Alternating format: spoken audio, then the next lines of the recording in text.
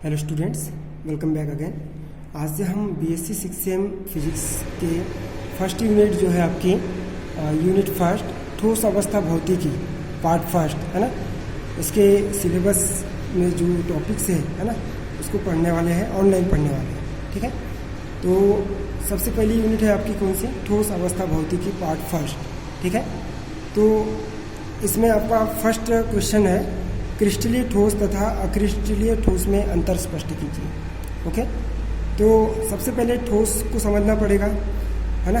तो ठोस किसका प्रकार है, पदार्थ का प्रकार है ना। हम देखते हैं कि इन जनरली पदार्थ जो होते हैं वो 3 प्रकार के होते हैं, ठोस, द्रव और गैस है ना। पता होगा आप लोगों को ठोस क्या होता है, जिसमें वह पदार्थ जिसमें अणु एकदम पास में होते हैं, वो बहुत मजबूत होता है, समथिंग है ना। जैसे डस्टर ले लिया तो वो ठोस पदार्थ है। अब हम द्रव की बात करते हैं तो द्रव ऐसा होगा जो पतला होगा है ना, जिसको जिस भी बर्तन में डालेंगे वो उस बर्तन का रूप ले लेगा। जैसे जल है ना, जल को किस में डालते हैं हम, गिलास में डालते हैं तो गिलास का रूप ले लेता है ना। ठीक है, तो ये द्रव अवस्था होगी, तरल अवस्था होगी। उसके बाद में तीसरी अवस्था है गैस है ना। गैस ऐसा होता है कि जिसमें अणु परमाणु जो होते हैं बहुत ही कम होते हैं है ना, और बहुत ही दूर होते हैं, जिनके बीच में अंतराण्विक बल क्या होता है, बहुत ही कम होता है। तो ऐसे ये 3 इसकी मुख्य जो है वो प्रकार है पदार्थ के। जो एक अन्य प्रकार है उसका प्लाज्मा, ये प्लाज्मा जो है उसकी हीटिंग प्रॉपर्टी को प्रदर्शित करता है ना। ठीक है, तो हमको इस पदार्थ के जो प्रकार है कौन सा, ठोस, इसी के बारे में 2 यूनिट पढ़ना है अपने को। ठोस अवस्था भौतिकी पार्ट फर्स्ट और सेकेंड यूनिट में पढ़ना है ठोस अवस्था भौतिकी पार्ट कितना, सेकंड। ठीक है, तो सबसे पहले हम ठोस के गुणों की बात करेंगे। तो ठोस क्या होता है, इन जनरली हमने डस्टर को देखा है, तो उसका आकार कैसा होता है, निश्चित होता है। उसका आयतन क्या होता है, निश्चित होता है। ठीक है ना, हम ठोस के आयतन की बात करेंगे तो एक पर्टिकुलर आयतन हो गया उसका। ठीक है, तो यह आयतन हो गया। उसके बाद में घनत्व की बात करेंगे तो उसका घनत्व कैसा होता है, उच्च होता है ना। उसका द्रव्यमान क्या होता है, अधिक होता है। किसी भी ठोस पदार्थ का द्रव्यमान क्या होता है, अधिक होता है, जिसका मतलब ये है कि उसका घनत्व भी क्या होगा, अधिक होगा। और द्रव्यमान अधिक होने का अर्थ यह है कि एक पर्टिकुलर आयतन में परमाणु की संख्या या अणु की संख्या सबसे ज़्यादा है।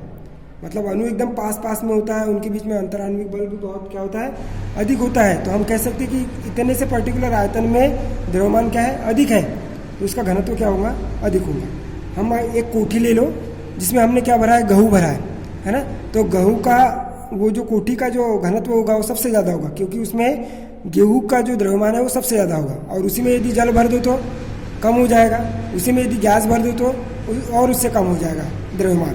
तो द्रव्यमान कम होने का अर्थ यह है कि उसका घनत्व क्या हो जाएगा, कम हो जाएगा। और द्रव्यमान अधिक होने का अर्थ यह है कि उसका घनत्व क्या हो जाएगा, अधिक हो जाएगा है ना। तो ठोसों का द्रव्यमान क्या होता है, अधिक होता है अपेक्षाकृत द्रव और गैस।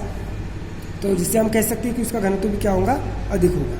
ठीक है, उसके बाद में आता है उसका गलनांक बिंदु उच्च होगा ठोसों का, मतलब वो है अधिक टेम्परेचर पर ठोस अवस्था से, मतलब एक हमने क्या ले लिया, लोहा ले लिया, तो एक निश्चित अधिकतम टेम्परेचर पर वह किस में बदलेगा, द्रव अवस्था में बदलेगा। मतलब लोहा क्या होगा, पिघलेगा। ओके, समझ में आ गया आपको। गलनांक बिंदु क्या है कि वह ठोस अवस्था से किस में बदल रहा है, द्रव अवस्था में बदल रहा है। मतलब लोहा जो है जो ठोस अवस्था में वो क्या हो रहा है, पिघल रहा है, द्रव अवस्था में बदल रहा है। तो वो बिंदु, वह निश्चित बिंदु मतलब एक टेम्परेचर पर वो पिघलेगा, तो वो टेम्परेचर क्या कहलाएगा, गलनांक कहलाएगा उसका। ठीक है, अब क्वथनांक की बात करते हैं तो क्वथनांक मतलब होगा वह वायु अवस्था में बदलना या गैस में बदलना। मतलब कोई ठोस यदि किस में बदल रहा है, गैस में बदल रहा है, तो उसका गैसीय अवस्था में बदलने के लिए जो टेम्परेचर जो रहेगा वो क्या रहेगा, अधिक रहेगा। मतलब उसका क्वथनांक बिंदु जो होगा वो क्या होगा, उच्च होगा। ठीक है, इनकम्प्रेसिबिलिटी फैक्टर्स है, मतलब वो कंप्रेस होगा क्या, नहीं, उसको दबा नहीं सकते हम। ठीक है, उसको सिकुड़ नहीं सकते हम। ठीक है, तो उसका इनकम्प्रेसिबिलिटी फैक्टर्स रहेगा, मतलब कंप्रेसिबिलिटी कम रहेगी उसकी है ना। ठीक है, कंप्रेसिबल नहीं होगा या इनकम्प्रेसिबल होगा।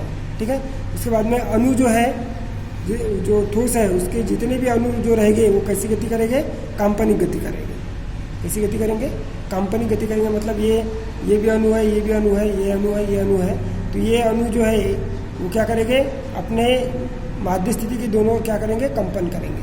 ठीक है, बार बार आवर्ती गति करेंगे। ओके, समझ में आ गया आपको। तो इस टाइप से ये है आपकी क्या, ठोस।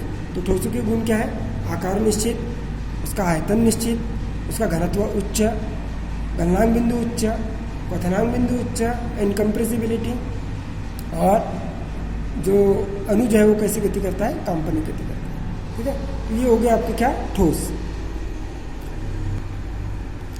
अब हम ठोसों के प्रकारों की बात करेंगे।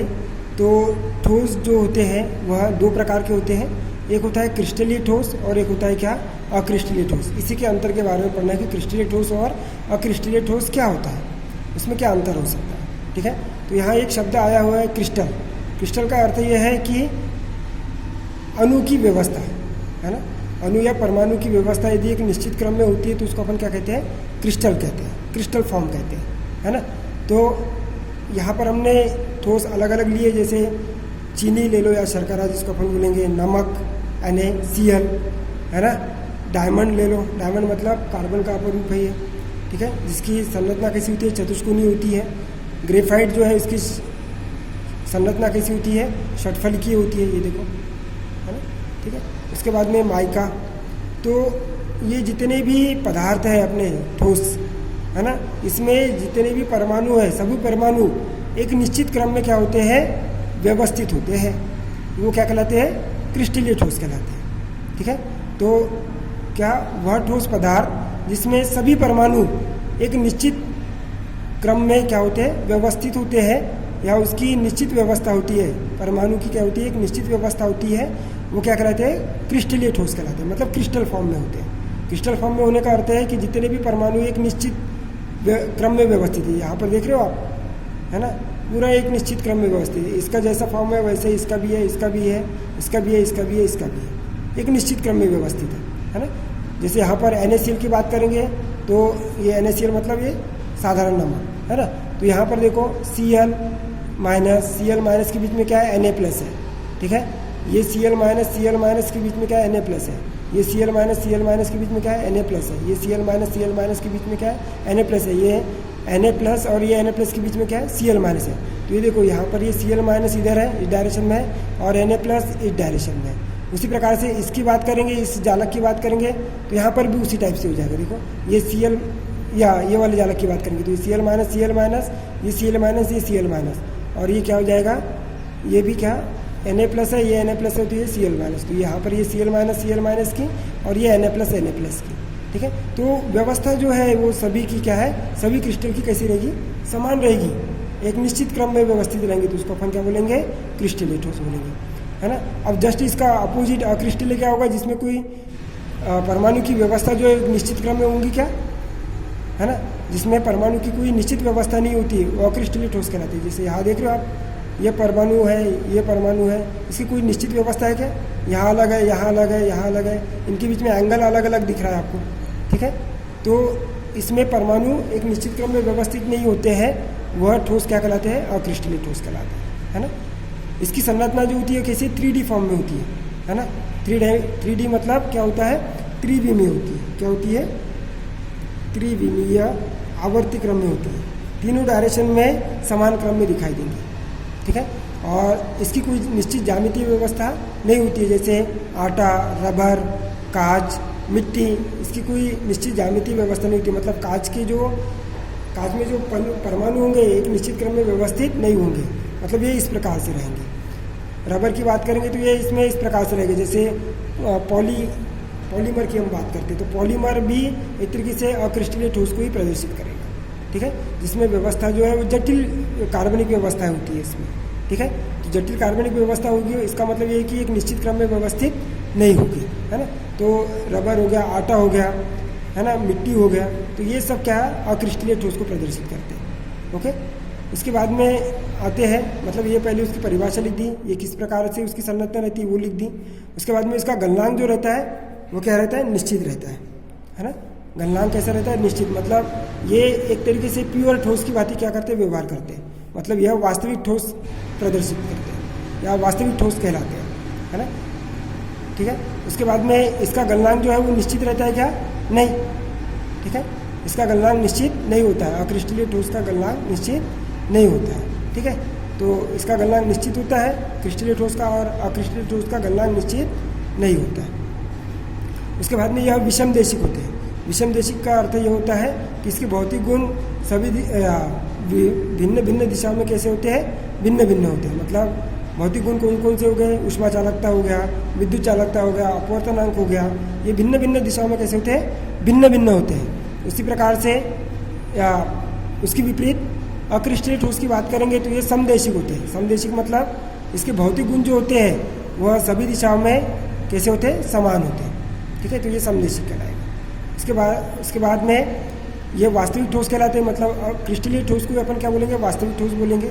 मतलब ये ठोसों के सभी गुण प्रदर्शित करता है। ठोसों के गुण कौन कौन से हैं, ये आयतन निश्चित, आकार निश्चित, ये सब चीज़ें है ना। उसके बाद में ये जो होते हैं ठोस तो कहलाएंगे, लेकिन ये छद्म ठोस कहलाएंगे। छद्म मतलब आभासी ठोस। ठोस तो दिखाई देंगे लेकिन ये आभासी रूप में होंगे। क्यों? क्योंकि इसकी आकृति जो रहेगी वो निश्चित रहेगी, क्या परमाणु की नहीं रहेगी, तो ये छद्म ठोस कहलाते हैं, है ना। मतलब ये ठोसों के सभी गुण प्रदर्शित नहीं करेगा। ठीक है, और इसकी जो ऊर्जा होती है, आयनन ऊर्जा जो होती है क्रिस्टलीय ठोस की, ये अक्रिस्टलीय ठोस की अपेक्षा क्या होती है, कम होती है। उसके बाद में क्रिस्टलीय ठोस की बात करेंगे तो इसकी ऊर्जा जो होती है क्रिस्टलीय ठोस की अपेक्षा अधिक होती है। ठीक है, और इसकी उदाहरण लिख दिए। ठीक है, तो ये होगी उसकी क्या अंतर मतलब क्रिस्टलीय ठोस जिसकी ज्यामितीय आकृति या परमाणु जो है वो कैसे होते हैं, निश्चित क्रम में व्यवस्थित होते हैं। इसमें निश्चित क्रम में व्यवस्थित नहीं होंगे, इसकी 3D आकृति होती है ना। इसकी कैसी आकृति, ज्यामितीय आकृति नहीं होती है निश्चित। उसके बाद में इसका गलनांक निश्चित होता है, इसका गलनांक निश्चित नहीं होता है। यह विषमदेशिक होते हैं और ये समदैशिक होते हैं। उसके बाद में यह वास्तविक ठोस कहलाते हैं, यह वास्तविक ठोस नहीं कहलाते, क्या कहलाते हैं, छद्म ठोस कहलाते हैं। ठीक है, और इसकी ऊर्जा कम होती है क्रिस्टलीय ठोस की, और इसकी अक्रिस्टलीय ठोस की क्या होती है, अधिक होती है। ठीक है, और इसके उदाहरण बता दिए हमने। ओके, तो ये क्वेश्चन आपका क्या हो गया, कंप्लीट हो गया। लिख लेना इसे, है ना।